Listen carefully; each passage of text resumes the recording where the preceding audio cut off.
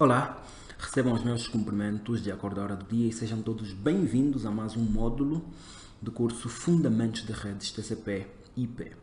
Nesse módulo, nós vamos falar sobre redes LAN e redes WAN, mas propriamente vamos inicialmente falar sobre equipamentos em redes LAN e WAN, ou, se quiserem, simplesmente equipamentos de rede.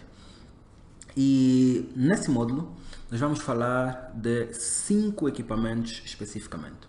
Vamos falar sobre repetidores, vamos falar sobre hubs, vamos falar sobre switch e vamos falar sobre roteadores.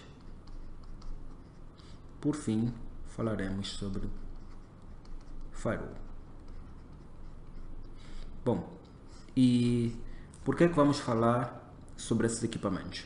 Não que sejam os únicos equipamentos em uso numa rede LAN ou numa rede WAN, mas são os equipamentos com maior incidência de uso e, portanto, é sobre eles que vamos incidir a nossa atenção neste módulo. E vamos começar por falar dos repetidores. O que é um repetidor? Um repetidor é nada mais nada menos do que um amplificador e um replicador de sinal. Amplificador e replicador.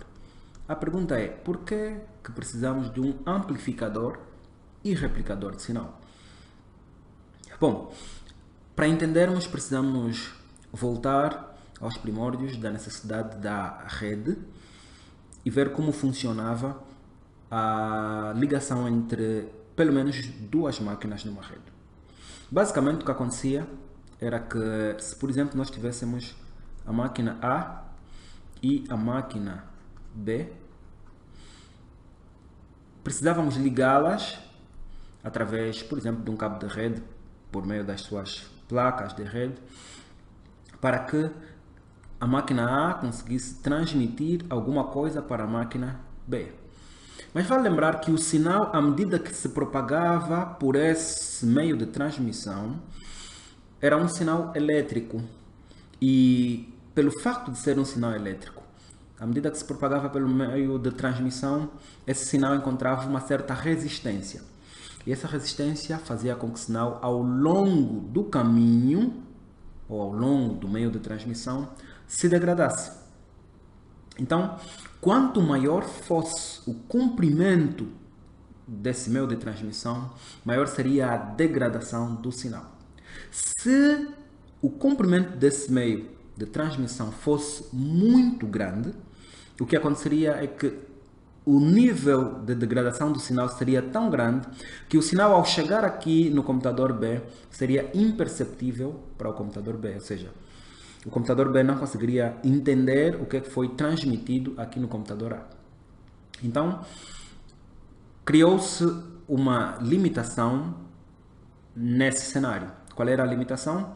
Precisava-se definir qual era o tamanho máximo desse cabo ou desse meio de transmissão que permitia que o sinal, ao sair do computador A para o computador B, ou do dispositivo A para o dispositivo B, conseguisse percorrer esse meio de transmissão, conseguisse passar pela resistência encontrada nesse meio de transmissão e ainda assim conseguisse ser perceptível aqui na recepção, de tal forma que foi enviada na recepção ou na transmissão. E percebeu-se que o comprimento máximo que se permitia era então 100 metros, não mais do que isso. Bom, a pergunta que surgia agora era, e se nós tivéssemos duas máquinas, a máquina A e a máquina B, ligadas entre si por uma distância maior, por exemplo, 200 metros. Como é que a gente faria para resolver essa situação? Que mecanismos utilizaríamos para fazer com que o sinal saísse da máquina A e chegasse à máquina B legível? Bom, vale lembrar que o sinal era um sinal elétrico e nessa altura já haviam amplificadores de sinais elétricos. Então, o que se pensou foi: e se nós pegarmos e amplificarmos esse sinal? O sinal entra por uma porta de um amplificador e sai amplificado. Bom, até aqui ficava óbvio que conseguíamos regenerar o sinal para que ele conseguisse percorrer, por exemplo, outros 100 metros. Mas e como é que faríamos esse sinal depois chegar ao computador ou ao dispositivo B? Foi aí que surgiu a necessidade de se criar um dispositivo com pelo menos 2 portas e no seu interior com pelo menos 2 mecanismos. O primeiro mecanismo era um amplificador de sinal que recebia o sinal por uma das suas portas e amplificava-o. E o outro mecanismo era um replicador de sinal que recebia o sinal amplificado e como que replicava ou copiava e colava esse sinal num outro segmento, de tal forma que ele conseguisse percorrer a distância exigida para se chegar na outra máquina. Esse equipamento passou a ser chamado repetidor.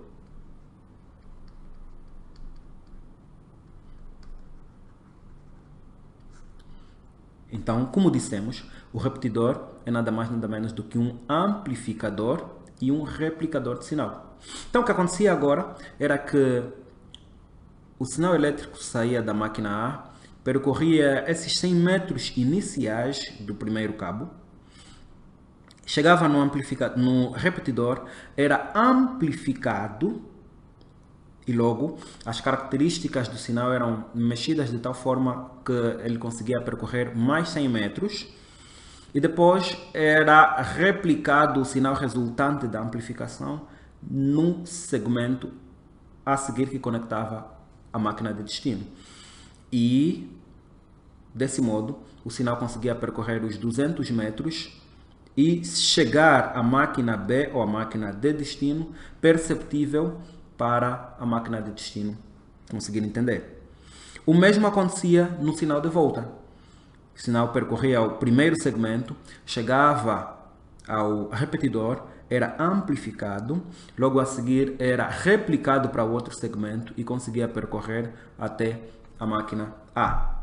E dessa forma nós tínhamos uma comunicação bidirecional que conseguia percorrer distâncias maiores do que a limitação inicial de 100 metros. Então, seguindo essa lógica, a pergunta é: será que podemos fazer a festa e agora podemos interligar 2 máquinas ligadas entre si com uma distância infinita? A resposta é não.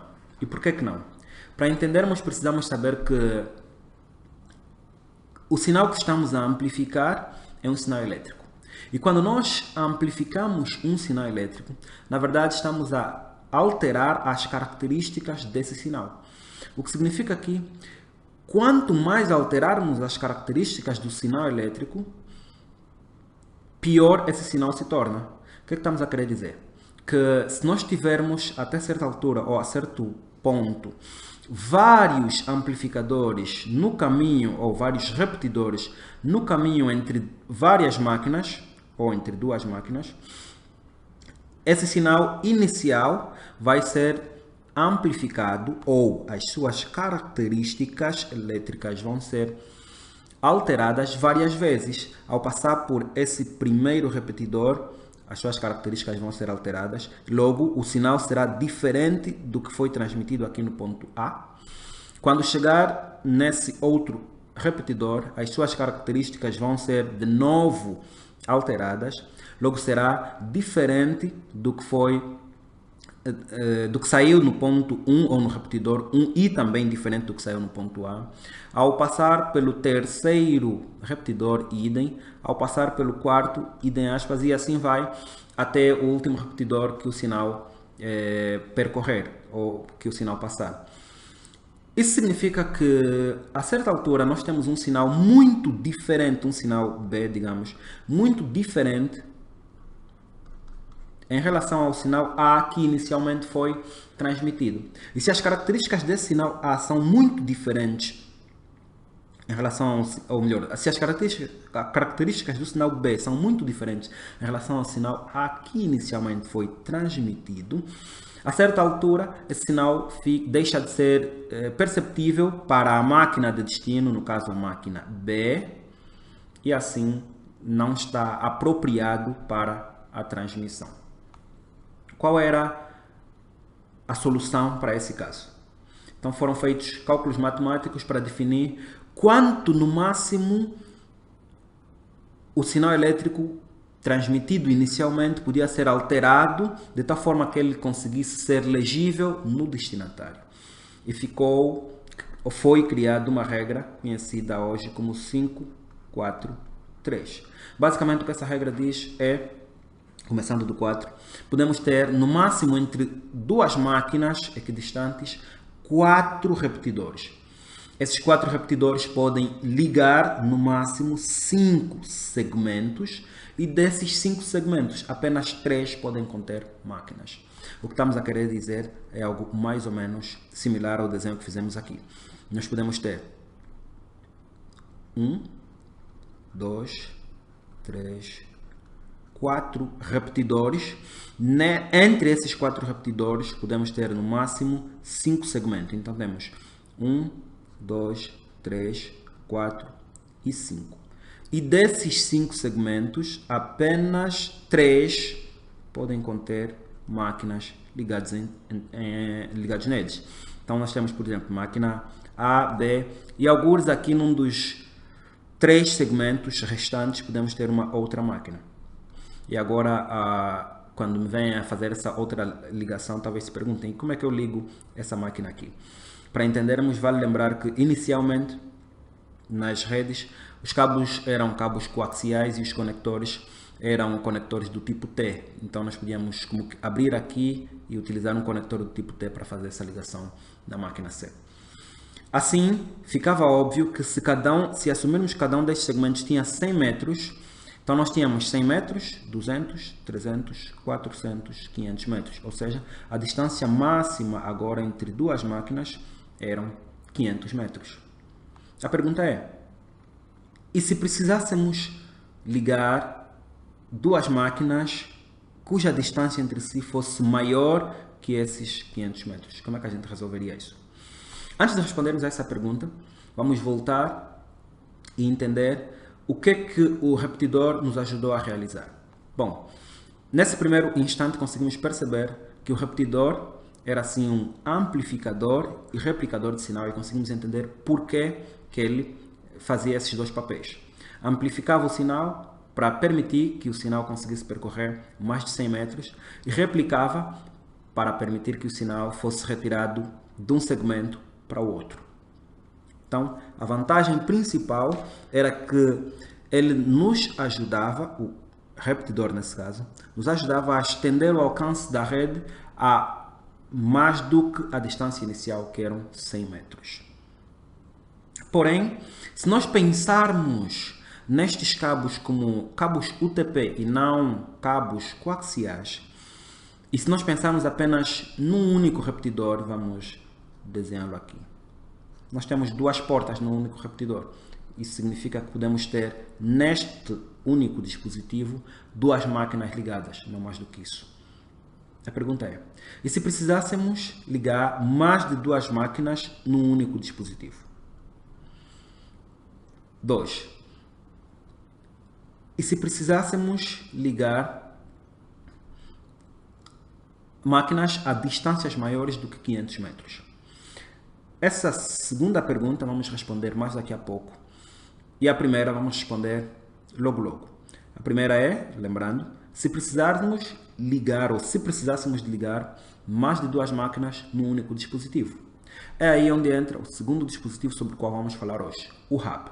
O que é o hub então? Bem, um hub nada mais é do que um repetidor multiportas. Ou seja, é algo mais ou menos assim. Uma caixa onde nós temos várias portas. Vamos falar aqui de 4 portas, por exemplo.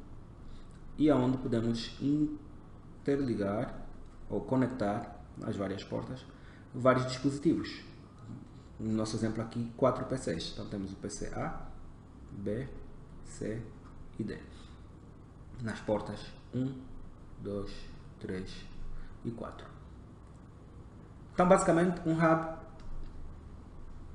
é um repetidor, só que agora com várias portas. No caso do nosso exemplo, 4. O que acontece é que, assumindo que esse segmento ou o cabo que interliga a máquina A ao hub tenha 100 metros, e se a máquina A quiser transmitir uma informação para a máquina D, essa informação vai percorrer esses 100 metros. Ao chegar aqui no hub, vai ser amplificado, e o sinal, depois de amplificado, o resultado do sinal amplificado vai ser replicado. Só que a pergunta é, replicado para onde? No caso do hub, a resposta é replicado para todas as portas, exceto a porta que originou o tráfego. Então, essa informação vai ser enviada para a porta 2, vai ser enviada para a porta 3 e vai ser enviada para a porta 4. Então, a informação que era inicialmente apenas para ser enviada na máquina D, vai acabar sendo enviada também para a máquina B e para a máquina C. Porém, é desse jeito que o hub funciona, e é por isso que dizemos que ele é um repetidor multiportas, porque ele amplifica o sinal que recebe numa das suas portas, e o resultado dessa amplificação é replicado para todas as portas, exceto a porta que originou o tráfego. Bom, vocês conseguem ver alguma limitação no funcionamento desse equipamento? Devem ter pensado certo. Primeira limitação, segurança. Por quê? E se a informação que foi enviada para a máquina D foi, por exemplo, uma folha de salário que apenas os usuários da máquina D e da máquina A podem ter acesso? Essa informação acabou chegando também à máquina B e à máquina C, simplesmente pela forma como funciona o equipamento, o hub. Então, temos aqui como que uma falha de segurança muito grande, precisamos prestar atenção. Mas antes de falarmos desse problema, vamos falar de uma outra limitação que esse equipamento introduz apenas pelo seu funcionamento.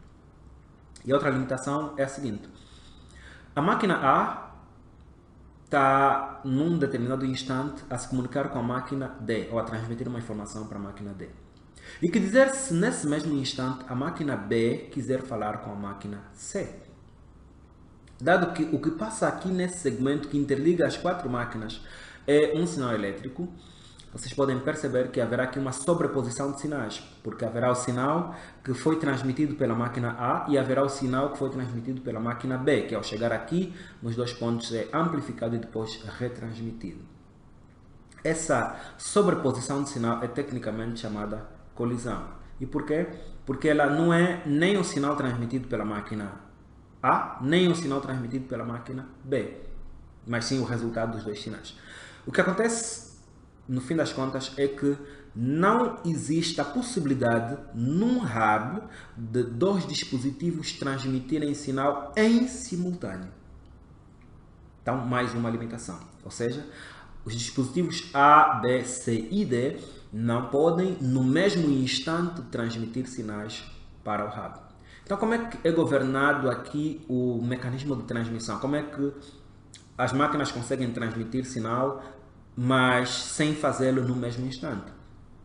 Foi desenvolvido um mecanismo chamado CSMA-CD, Carrier Sense Multiple Access Collision Detection. Esse mecanismo ou algoritmo basicamente diz às máquinas ou orienta as máquinas que elas não podem transmitir no mesmo instante em que outras máquinas estão a transmitir. E como é que elas vão perceber que tem uma máquina a transmitir num determinado instante?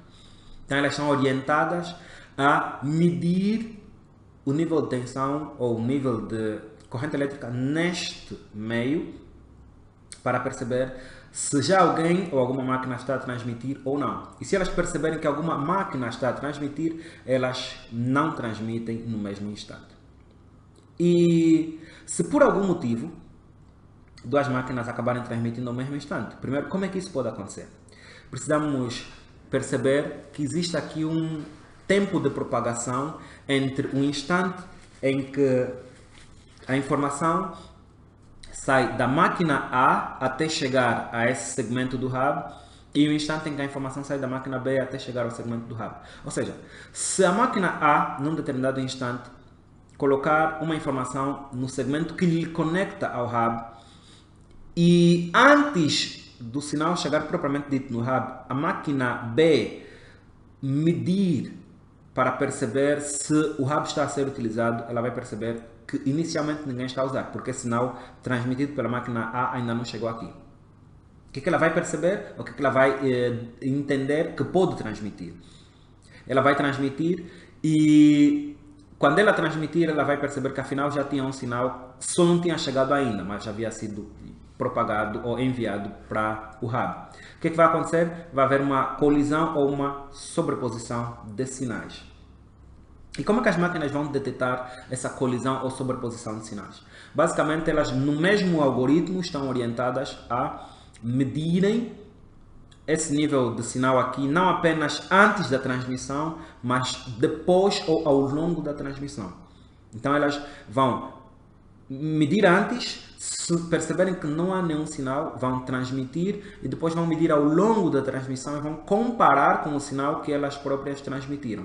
Se for igual, significa que apenas elas estão a transmitir. Se for diferente, significa que houve uma sobreposição de sinais ou uma colisão. Quando isso ocorrer, essa parte do algoritmo, a collision detection, diz que elas precisam parar a transmissão, esperar um tempo aleatório e recomeçar o processo. Medir se existe nível de tensão no segmento. Se não existe, podem transmitir, e se existe, não podem transmitir. Dessa forma, elas conseguem mais ou menos se governar e fazer com que as transmissões ocorram, mas nunca em simultâneo. Então, temos uma segunda limitação aqui, que é as transmissões entre equipamentos ligados no hub não podem ocorrer em simultâneo. Isso significa que esse meio é partilhado entre os 4 dispositivos ou pelo número de dispositivos que está conectado no hub. Então, por exemplo, se nós dissermos que esse hub é de 10 MB, na verdade, não significa que cada uma das máquinas tem 10 MB à sua disposição. Mas esse 10 MB é dividido pelas 4 máquinas, o que significa que cada uma delas tem cerca de 2,5 MB à disposição. Então os 10 MB são partilhados ao invés de serem dedicados para cada uma das 4 máquinas. Bom, agora uma pergunta que surge na nossa mente é a seguinte: e se quisermos que as várias máquinas que estão conectadas no hub, na verdade nós desenhamos um hub de 4 máquinas, 4 portas, mas podemos ter hubs de muito maior densidade ou com muito maior número com um número de portas muito maior. Se quisermos que essas máquinas todas que estão ligadas ao hub se comuniquem simultaneamente, como é que a gente resolve essa situação? E como é que a gente resolve a segunda situação?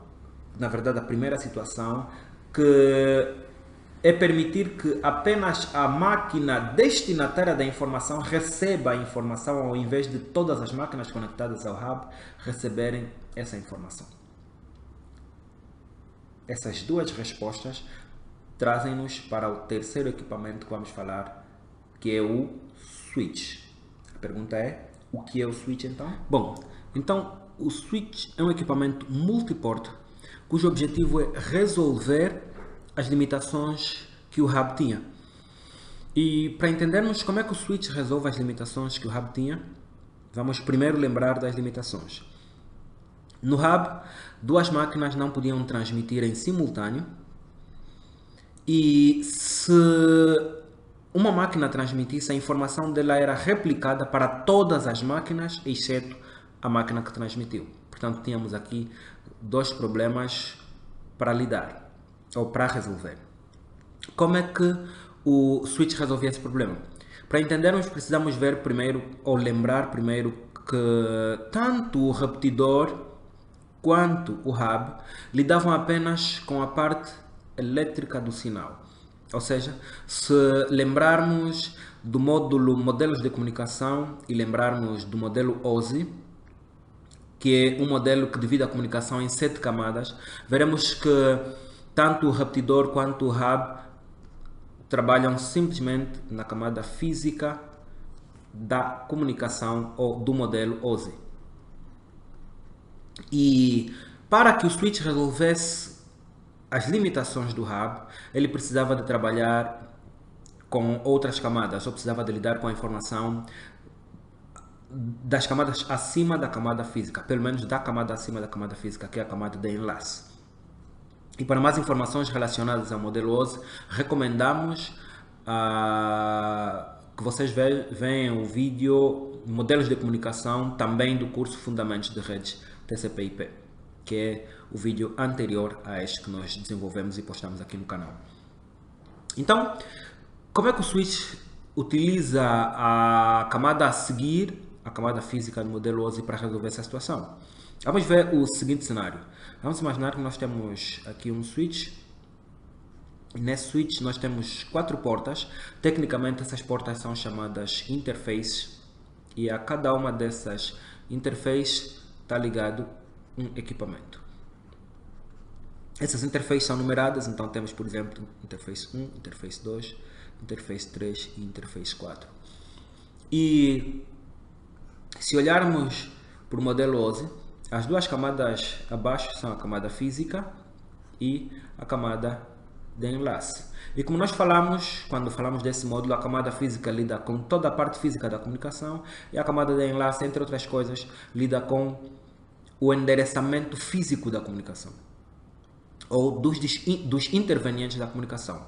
Então nós dissemos que quando várias máquinas estão conectadas na rede, elas têm um endereçamento físico que usam para se identificar quando se comunicam com outras máquinas. Então, por exemplo, se a rede for uma rede TCP/IP, esse endereçamento físico é chamado de endereçamento MAC.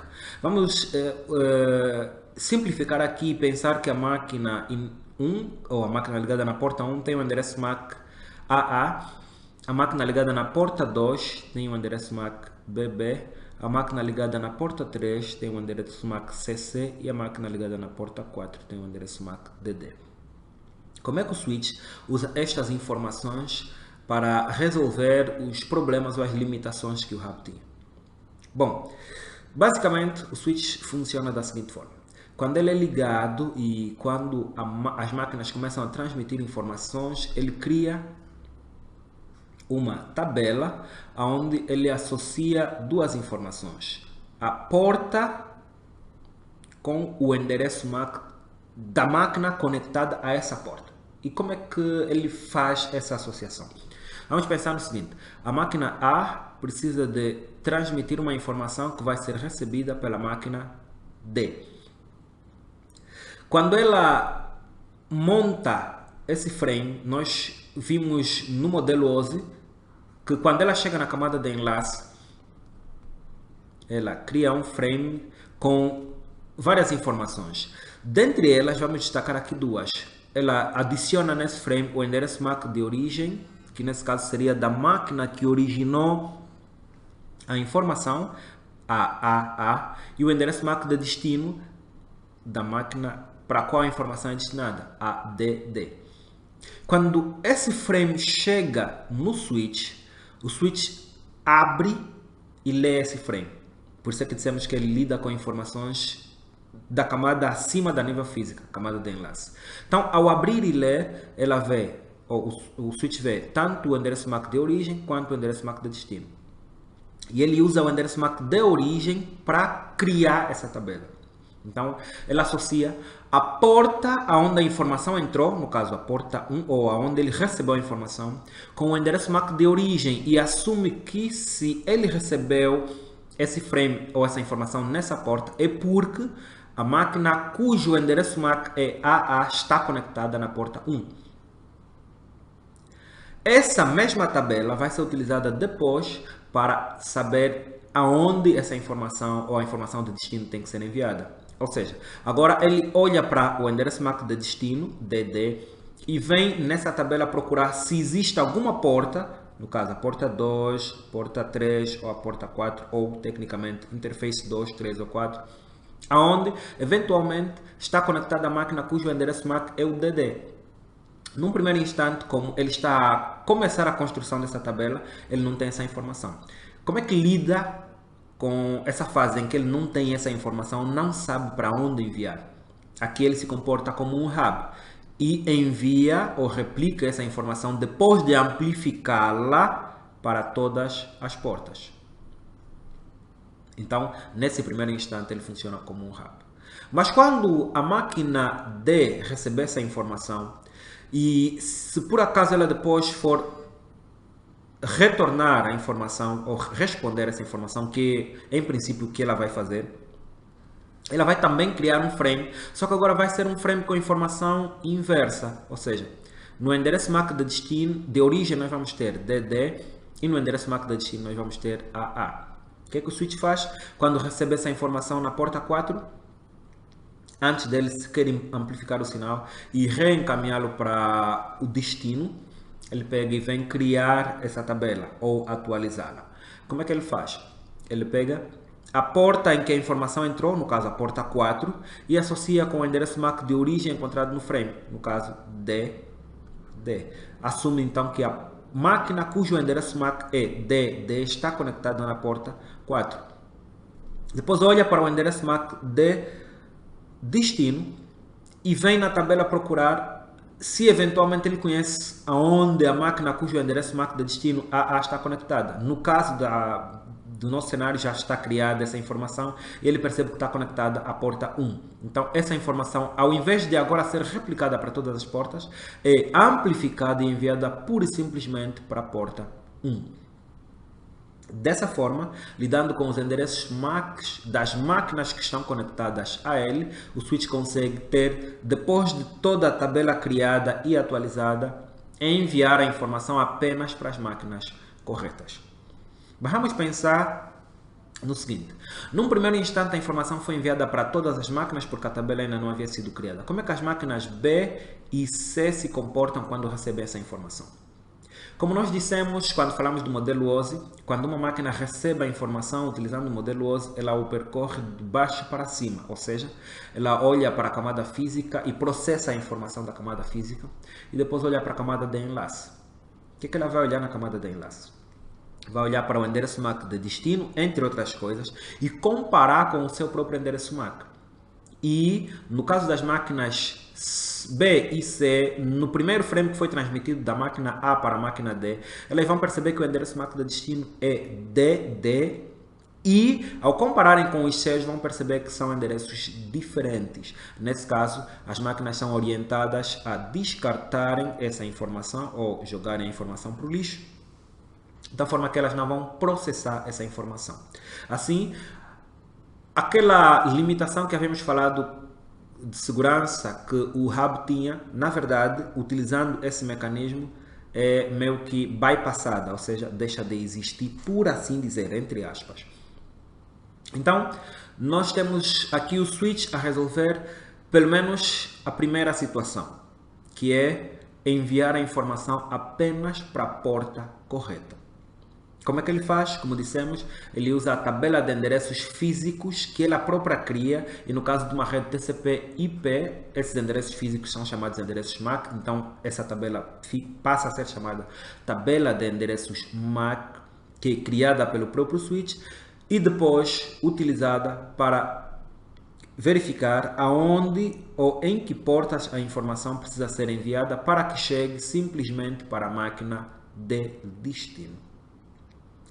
Outra coisa que o switch tem é que internamente existem caminhos de comunicação específicos para cada um dos pares de porta existentes, ou seja, existe um caminho específico para a comunicação entre as portas nas máquinas 1 e 2, outro caminho específico para a comunicação entre as portas das máquinas 1 e 3, outro caminho específico para a comunicação entre as portas 1 e 4 e assim sucessivamente.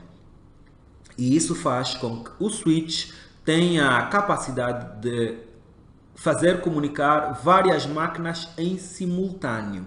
Ou seja, se a máquina A e D quiserem se comunicar no mesmo instante em que a máquina B e C se quiserem comunicar, é possível. Primeiro porque a informação ao ser enviada será enviada apenas para a porta correta ou para o destinatário correto. Segundo porque internamente vai ser utilizado um caminho de comunicação completamente diferente para cada um dos pares de comunicação existentes naquele instante.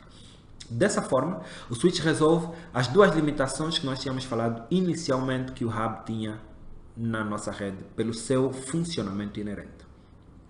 Agora, algumas coisas que nós precisamos saber aqui.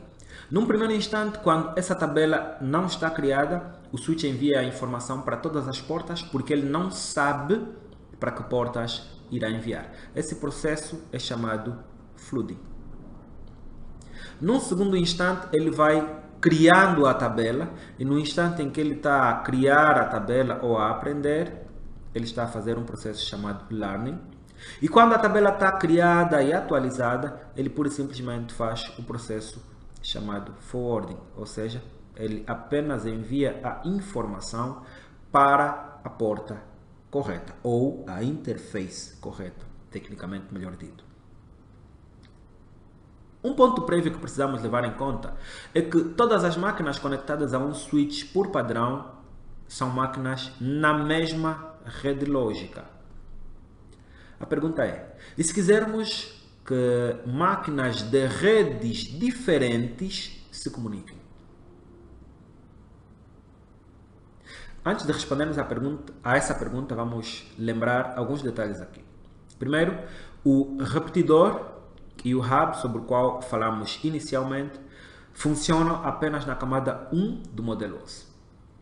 Segundo, o switch funciona na camada 1 ou lida com informações da camada 1 e da camada 2, camada física e da camada de enlace. De qualquer forma, o switch amplifica e replica o sinal, só que apenas para a porta correta ou para o destinatário correto. Pergunta: como nós fazemos para interligar equipamentos em redes lógicas diferentes? Resposta: é aqui onde entra o roteador. Pergunta: o que é o roteador então? Bom, na verdade, antes de falarmos do roteador ou respondermos a essa pergunta, e para não tornarmos esse vídeo muito longo, vamos dividi-lo em duas partes. Então vamos ter aqui o módulo LAN, Redes LAN e WAN, na verdade equipamentos Redes LAN e WAN, parte 1 e parte 2. Nessa parte 1 falamos do repetidor, do hub e do switch. E vimos o que cada um desses três equipamentos fazia. Mas um detalhe que é bom que falemos aqui é que, na verdade, antes do switch vir à existência, existia um equipamento que fazia a mesma coisa, ou tinha as mesmas características do switch, só que apenas tinha duas portas. E esse equipamento era chamado bridge. Então, a bridge criava essa tabela de endereços MAC e encaminhava a informação apenas para as portas corretas, só que tinha apenas duas portas. O switch faz a mesma coisa, só que tem várias portas. Portanto, podemos também dizer que um switch é uma bridge multiportas. Então, por agora, vamos terminar a parte 1 do módulo Redes LAN e WAN, na verdade, equipamentos de Redes LAN e WAN. E na parte 2, vamos falar sobre outros dois equipamentos, o router e o firewall. Então, vemo-nos na parte 2.